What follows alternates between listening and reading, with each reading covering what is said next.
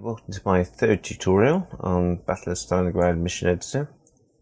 Today's tutorial is about loading maps and loading the objects within maps and how to make them more efficient in game. First of all, just open up the mission editor here, and we're going to change the map type to Stalingrad. So it'll ask me to save the mission, so I'm just going to save it into my missions file, a little thing called test here, Stalingrad test mission. Save.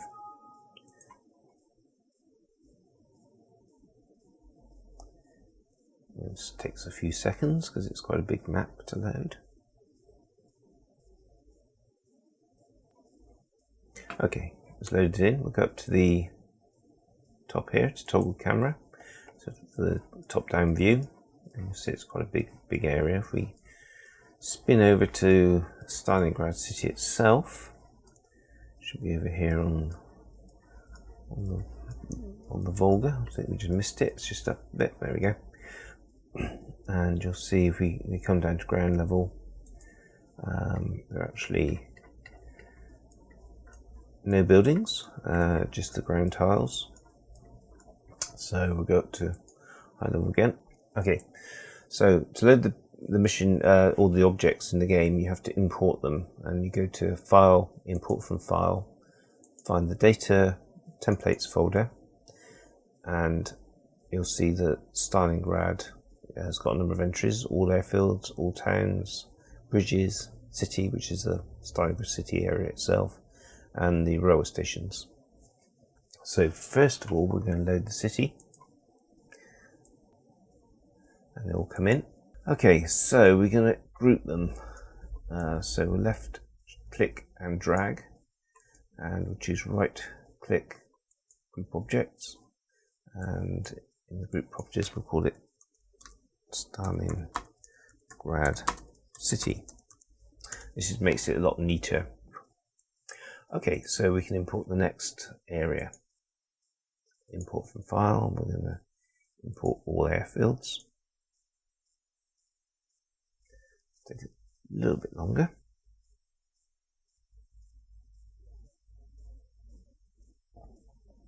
And they're in. So again, we're going to select all objects, and we're going to right click and we're not going to right click and group them yet because we've got the Stalingrad grouping within that all objects, so we'll have to get rid of that. So if you hold down Control while left clicking on the Stalingrad object, it will deselect it. Don't worry about things like that. They look like they've been deselected because they haven't actually been deselected. Okay, so we're going to group them. Group objects. We'll call that airfields. As you see, all the objects are now disappeared into the single group icon, which is over here. But there are these icons, which are the names of the airfields, remain visible, although they're not selectable when they're part of a group. Okay, so that's two we got there, Stalingrad and airfields. We'll bring in the next one. Now we got railway stations, all towns and bridges left. In fact, all these can go into one group really.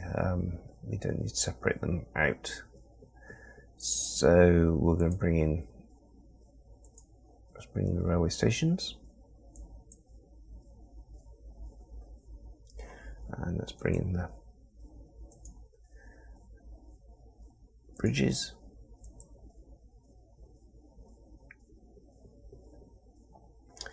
and finally import all towns. Now this is going to take a little while, so be prepared for a little bit of a wait, a few minutes.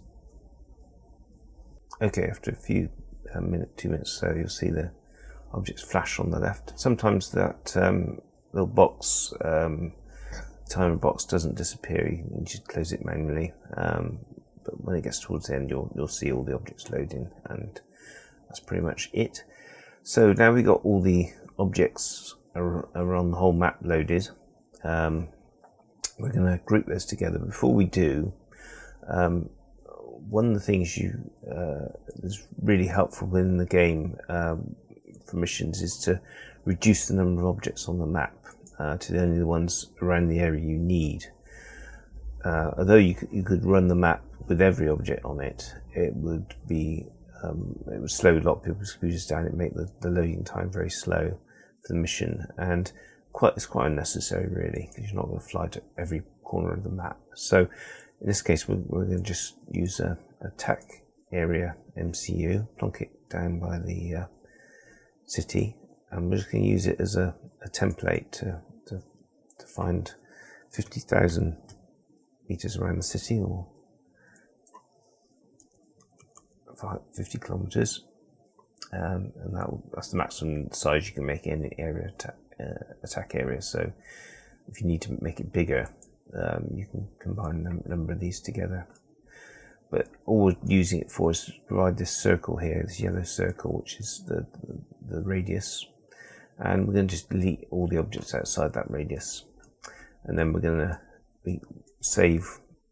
We can group all the objects together, and then we can always save them as groups, and we can reload them in future missions as we need them. So this is a step you shouldn't need to do too often. You can always reuse this element of the mission for future missions. So what we're going to do is everything outside of the yellow circle, we're going to delete. This will delete all the bridges, railway stations and towns outside, and then we're going to probably delete some of the airfields outside as well we don't need. So delete them is simply enough. We just left click, let's close that down, left click, hold, drag everything outside the area, and use delete key, and they're gone. Unfortunately you can't zoom out. This is the maximum zoom out on the map, so it's a big map, and so you can't see the whole map at once and do it in easily like that. So we're just going to drag hold the right mouse button to drag them around the map.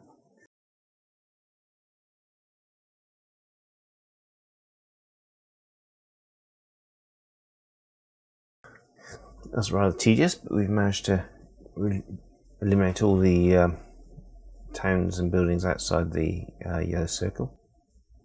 So we're going to select all,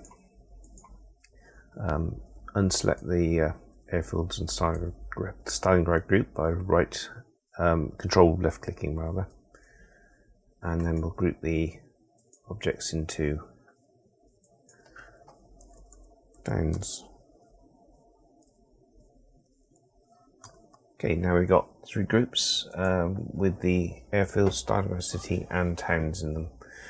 And so when you start adding your own objects to the group, it's a lot easier to differentiate them from all the buildings. Okay, what you can do now is select one of those groups, say the airfields, and save it for future use. So save selected to file, and say call it 50k Stalingrad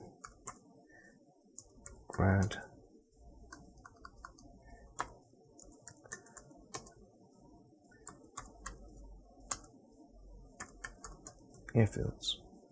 Okay, and so we now saved a group which is all the airfields within 50 kilometers of Stalingrad, and we can, any mission we're creating in future, we can just import that. Similarly with the Stalingrad city or with the towns. So that sort of wraps up this tutorial for today. Thank you.